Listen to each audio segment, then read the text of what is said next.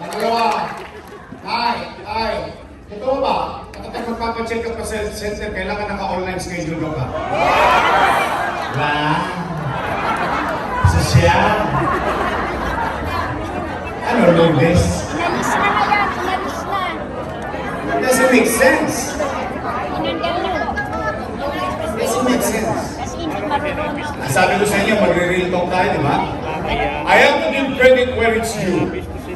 Noong panahon ko, at hindi ko ng panahon, pati panahon ng sinundan ko, si Era, si Alfredo Lim, si Lito Atienza, si Mel Lopez, si Bagachi, si Villegas, si Lacson, lahat ang nagdaang mayor, magpasanggang nakin ng taong bayan kapag pupunta sa health center 1-2. 1-2 sawa. Anytime na gusto mo magpa-check up, pupunta ka sa health center. Anytime na gusto mo magpakasakali, baka may gamot sa health center, pupunta ka. Ngayon, kailangan ka naka-online schedule.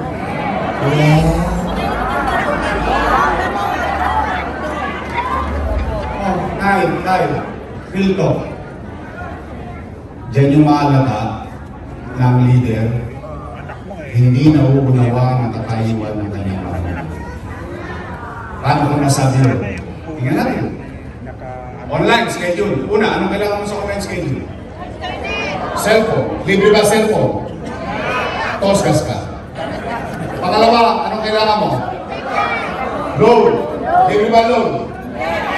Tosgas ka. Pangatlo, pinakamalupit. Hindi ka pa naman mag-online.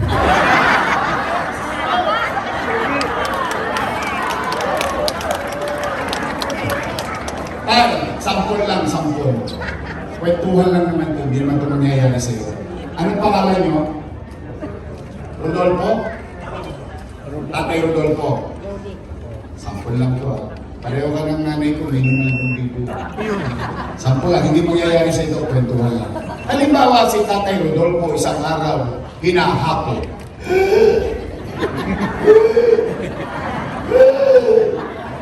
Apo, dali mo naman ako sa health center. Hinahapo ko. Ano sagot ng ako niya? Tumigil ka, lolo, wala kang online, ha? Ano nangyari kay Tatay Adolfo?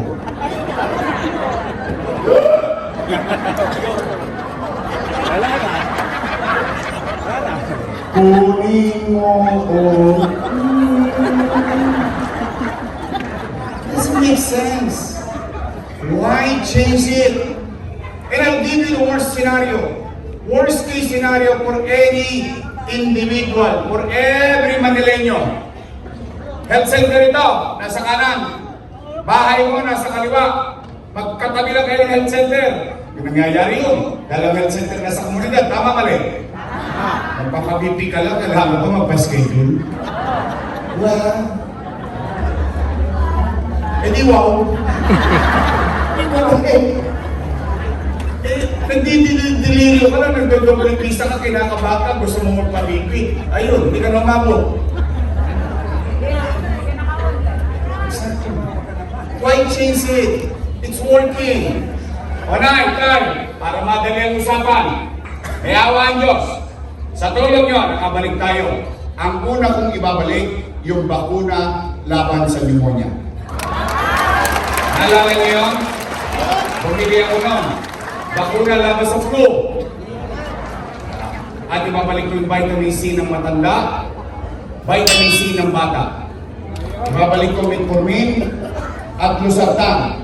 Ibabalik mo ang iron and calcium para sa buntis. Dahil ang isang ina, kapag nagbubuntis, kailangan niya ng maraming iron at calcium. At ibabalik ko yung bakuna ng sanggol. Dahil wala na rin bakuna ng sanggol sa center. At Tay, ibabalik ko yung magaang na sistemang naiintindihan ng taong bayan sa health center sa Maynila. Pangatlo, pero kayo ang sasagot ito, hindi pwedeng manggaling sa akin. Ito yung napapansin ko pag sa akin ang galing, bias. Bakit? May kalaban ako eh. Exam na nga ako sa inyo, wala tayong numero eh. Hindi ko kayo kukonsumin. Bakuna, hindi lakuna. Okay daw yung bakuna, wala bakuna.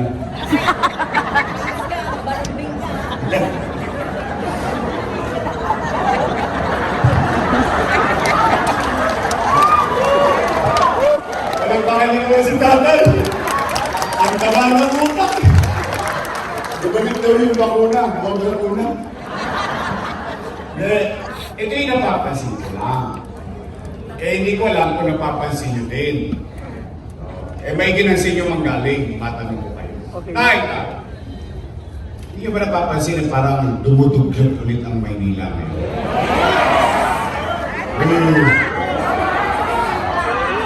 Napapansin nyo na?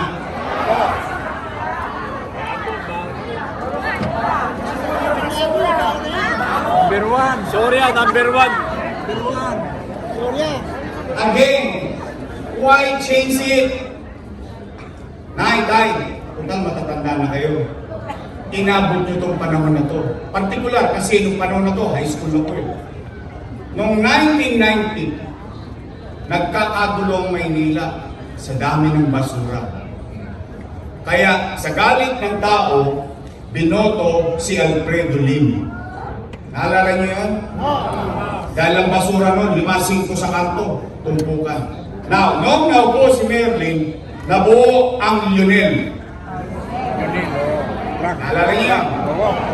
At ang Lionel, naging epesyente pati Looban, Valencia, Duhat, name it, hanggang loob ng PUP nakapapasok ang truck. Tama mali? Tama.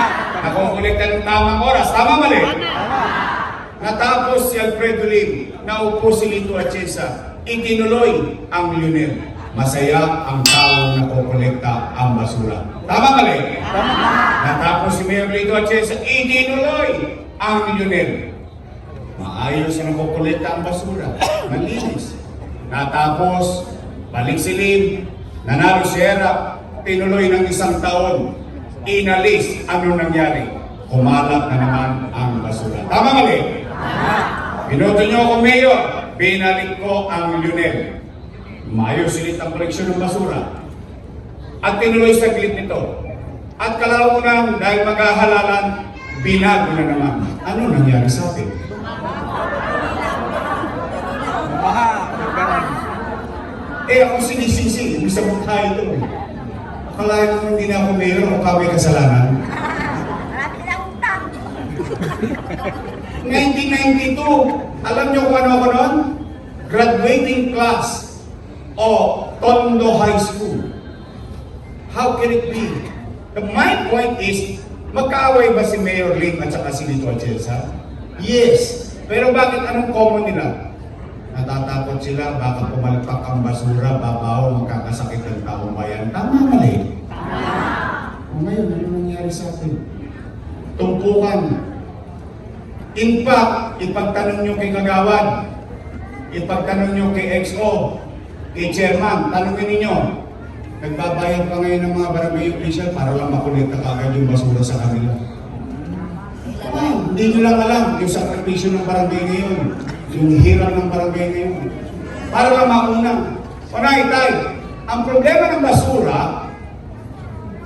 basura ay problema ng lahat ng tao. Humanity. Ibig sabihin, walang pinipiling edad.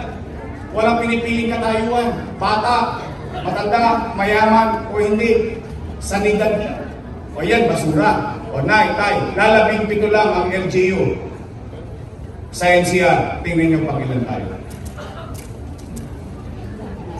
Kulela. Kanino galing yan? Sa akin? Hindi. Philippine Statistics Authority. Kapit-bahay nyo. Malapit sa inyo ito. Wala na ngayon. Pero doon yan dati. Philippine Statistics Authority. We are number 17 out of 16 city and 1 municipality of Pateros. Talo pa tayo ng Pateros sa economic growth.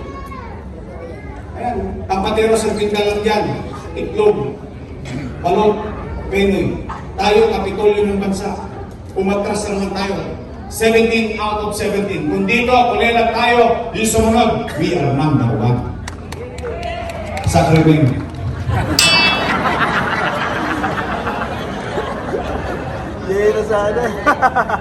We are now number 1 in crime index in Southeast Asia. Not Philippines, but Manila. Tingnan ninyo, yung ibang syudad dyan nasa Pilipinas. Anong ibig sabihin nito? Hindi ko alam kung nararamdaman nyo yung mga numero ito. Ang ibig sabihin nito, nagbali ka na naman ang mga kriminal, holgapper, snatcher, mandoroko, solvent boy sa boulevard. Nandun na naman sila sa kato na ng tahan. Sa stop and shop. Droga. Night, time. Ano nangyari sa akin? Real ko. Patanong ko lang. Tay! Tay! Naalala niyo ba nung panahon ko, may gobyerno sa umaga, sa tanghali, sa hapon, sa gabi, hanggang madaling araw, may gobyerno sa lungsod ng Maynila? Naalala niyo yun? Na habang natutulog kayo, may mayor kayong nasa kalsada at nag-iikot sa buong Maynila. Naalala niyo yun? Naalala niyo ba yung gobyernong mabilis kumilos? Naalala niyo yun? Namimiss niyo na ba yun? Hi, mga lolo't lola ko, help me make Manila great again. Pangapat at panghuli para uwi na. Great. Great Manila. Great again. Tawag din ako. Pag umabot ko ng alas 6, mag-aabono si Joey. Pwede na lang, nasa mall tayo. Joey! Baka naman. Nay, samahan mo nga ako. Sabay-sabay tayo. Joey! Baka naman.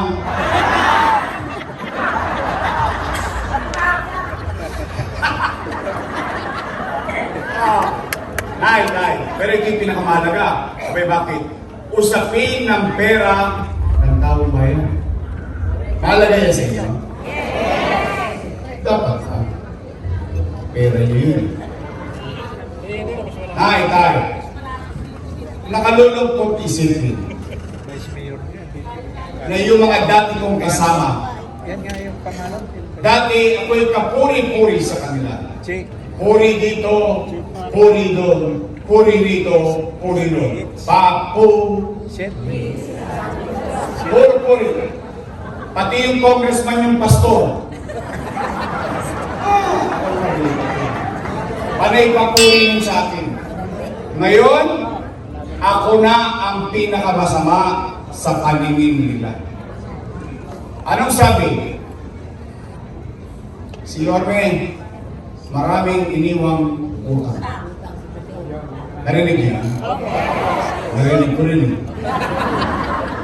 Sinabi ba nila yun? Mapanood ko din eh. Tay. Gusto niyo marinig ang sagot? Dapat lang. Tay. Gusto niyo bang marinig ang sagot galing mismo sa akin? Dapat din. Why? As a matter of universal truth, leaders should own responsibility. You should. Ibig sabihin, angkinin mo, panagutan mo, panindigan mo ang bagay na ginawa mo sa iyong nasasakupan. At hayaan mo ang taong bayan ang magdesisyon kung mali o tama ba ang ginawa mo para sa kanila. Hindi yung para magturo ka na magturo. Sisi rito. Hindi po. You should own it. Now, real talk. Tay, taas ang kabayan ng may anak dito. Padalanda pwede ba sa inyo? Alam ko may asin pa kayo, pero iba mukha na ito dito. May anak kayo po. May apo kayo. May pamilya kayo.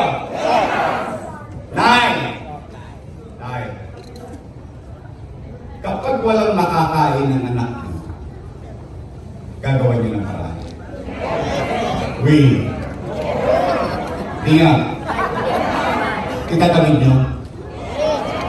Iraraos niyo. Talaga? Totoo ba ang kasabihan na ang isang ama o isang ina, isang magulang, susubo mo na lang, bibigay ko pa sana. Totoo yan? Gagawin yung lahat ang makakain nyo? May raos nyo lang ang mahal sa buhay? Talaga? Ayun din ang ginawa ko bilang ama ng 2 milyong Manileño noong panahon ng pandemya.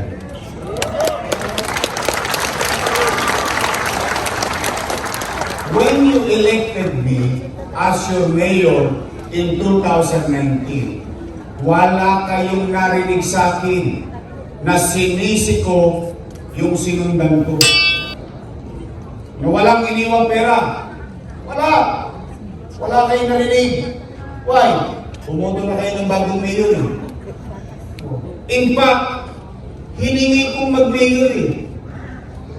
Hindi niya naman binigay eh, ng kusa. Hiningi ko muna, binigay niyo sa akin, then atang-atang ko na ang lahat ng responsibilidad na yun. Ikaw may gusto niya, para desisyon kayo. Tama mali?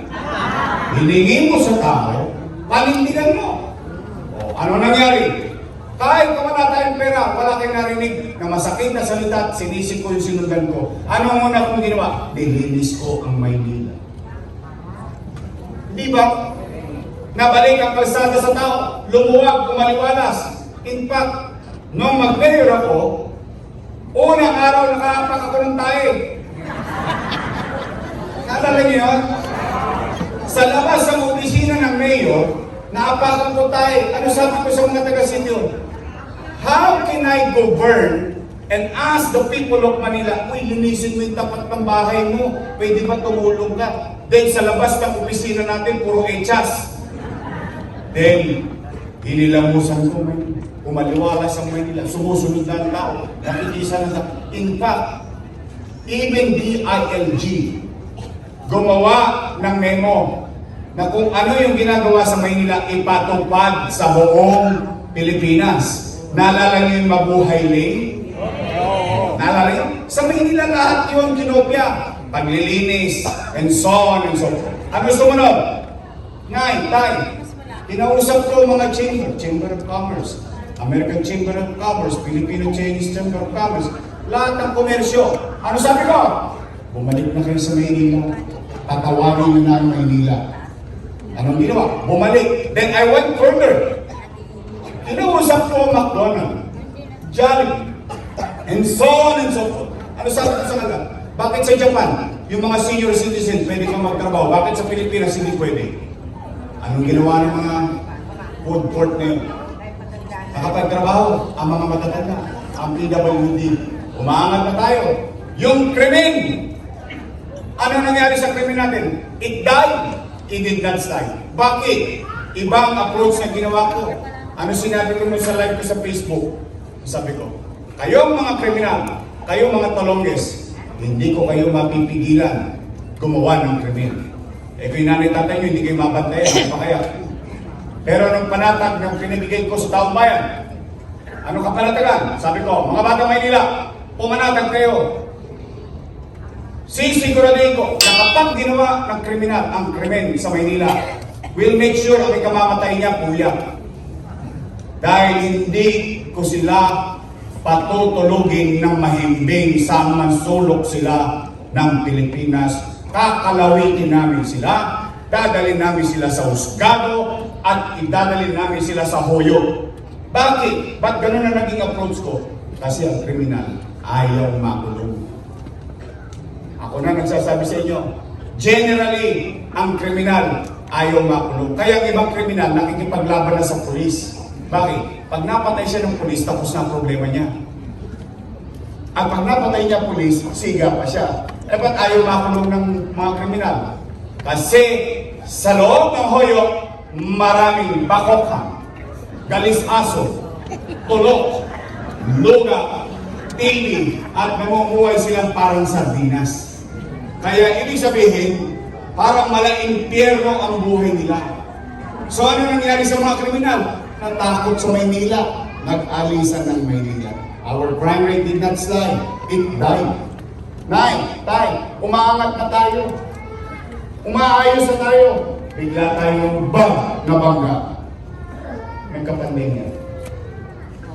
Ano? Mahulaan ko ba na magkakapandemya? Hindi. Anong epekto ng pandemya? Wasak ang ekonomiya. Hindi na. Ng Maynila? Hindi. Ng Pilipinas? Hindi. Ng buong mundo. Walang ekonomiya, walang hanap buhay. Walang hanap buhay, walang trabaho. Walang trabaho, walang pizza. Walang pizza, walang chicha. Tama mali? Anong ginawa ko? 3 buwan. 3 months. Hindi ako umuwi ng bahay. Sa City Hall ako natutulog. 24 hours, isip ako ng isip. Paano ko maitatawid ang 2 milyong bibig na umaasa sa kanyang gobyerno? Takot baka mamatay, takot baka magutom.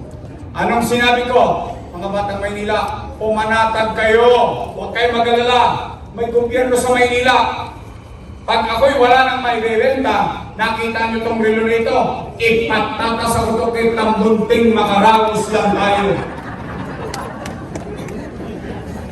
Metaphorically speaking. Anong naging epekto? Kayo, na mga nangabuhay dito, kayo, ay distinktong buhay. At kaya natin sabihin sa buong mundo, sa buong Pilipinas, sa Maynila, noong pandemya, walang nagutom sa lungsod ng Maynila. Buwan-buwan, meron tayong food box. Hindi per bahay, hindi per household, per family. Dahil sa isang bahay, 2-3 pamilya. Mayaman, middle class, mahirap, lahat may food box. Hindi pa na yung food box, dumarating na naman yung isang food box. Kaya nga yung iba binibenta na sa online. Okay lang, kanila naman na yun eh. O tay, magsiyasat kayo. Ito yung kinatampo ng Metro Manila Mayor sa akin. Bakit? Tanging Maynila lang, 500,000 doses ang nakabili ng sarili nating bakuna noong panahon ng pandemya.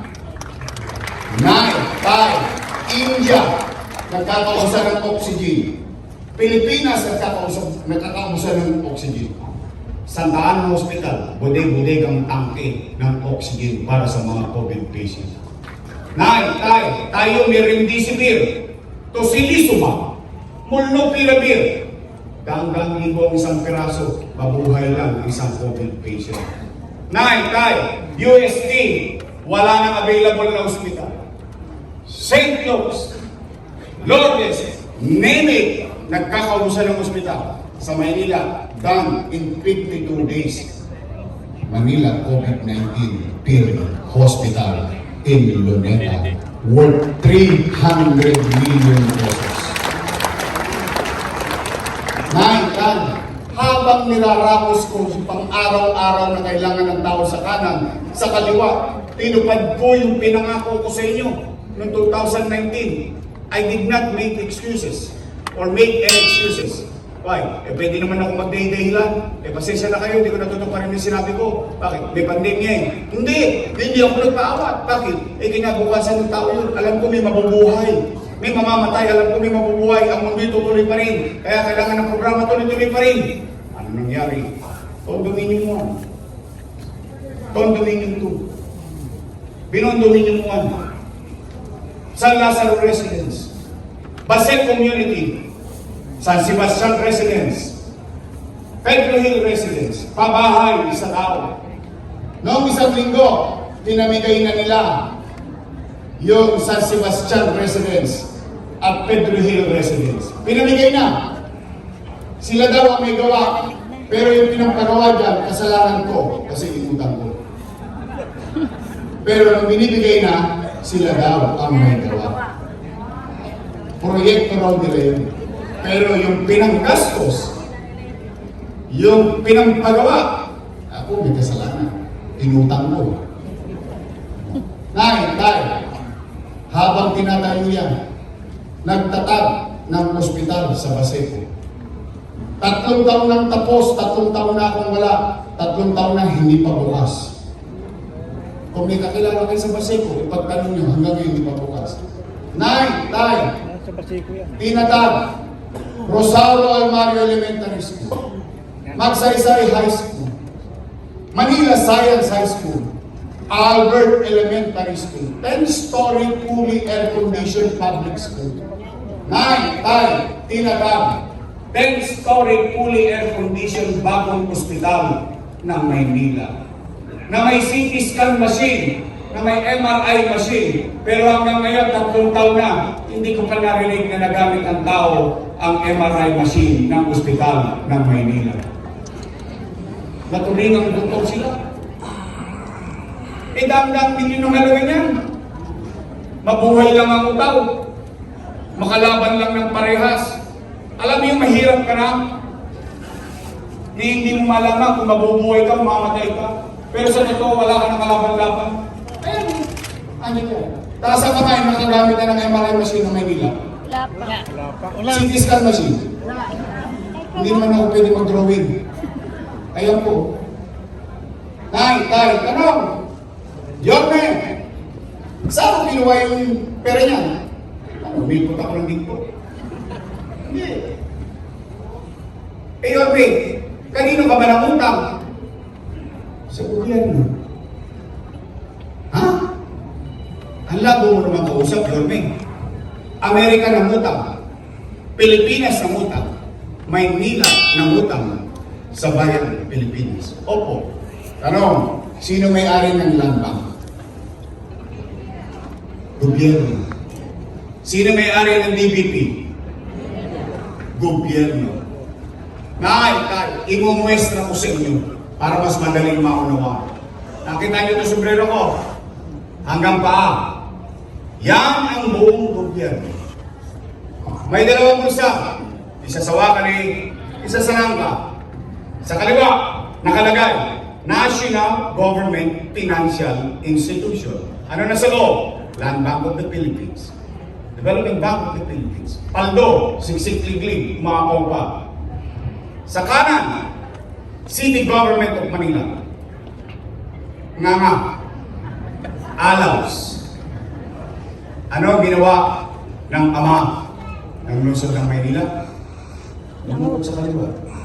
Nilagay sa kanan para makaraos ang batang Maynila.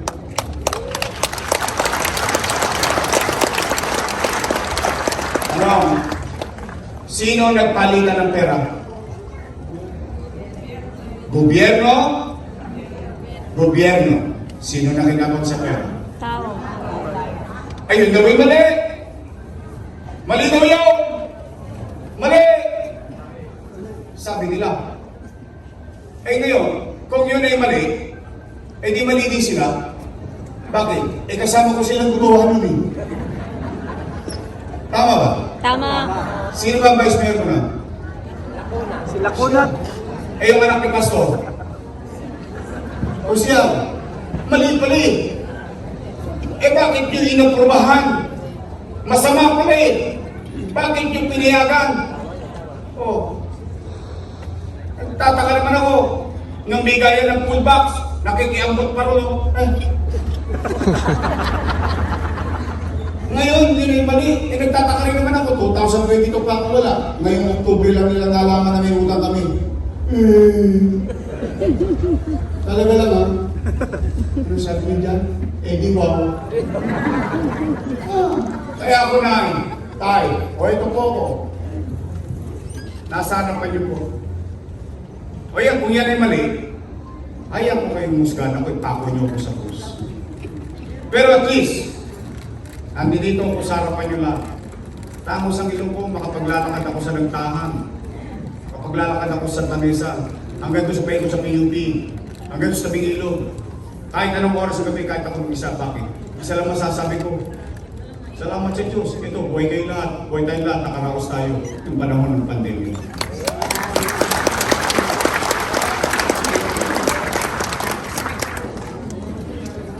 Oh, Nay, Tay. Pwede ba ako makisuyo sa inyo? Pwede? May pasasabi lang ako. May lang, may bibilin lang ako. Eh kasi malamang ipatatawag din kayo nung...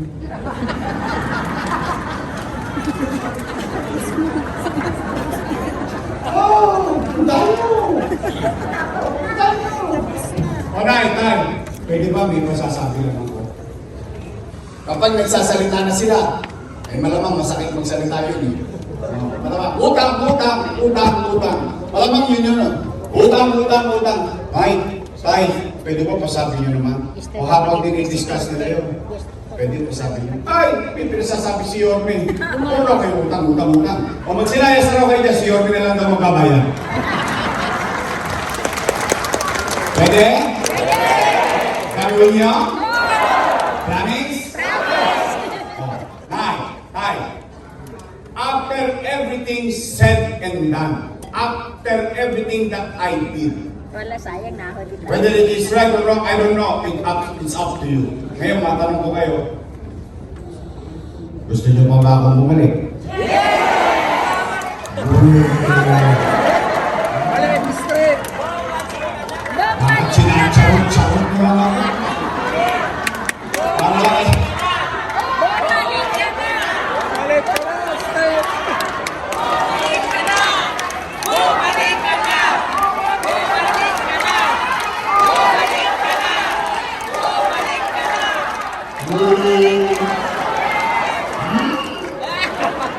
Baka gusto nyo lang makatawa ngayong hapon na ito, kaya kayo nandito. Promise, gusto nyo ako bumalik? Talaga? Taas ka kamay na gusto ako bumalik? Promise? Next time? Mamatay ba sila?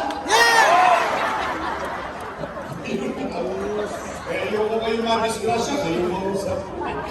O sige, Nay! Pabalik na tayo. Ngayon, isa lang ang request ko. Kasi ako naman lagi nakikipagkwentas Clara sa inyo eh. Anong obligasyon nyo bilang mamamayan, anong obligasyon ko bilang taong gobyerno. Lagi naman ako in as much as I can, I always try to be fair with people.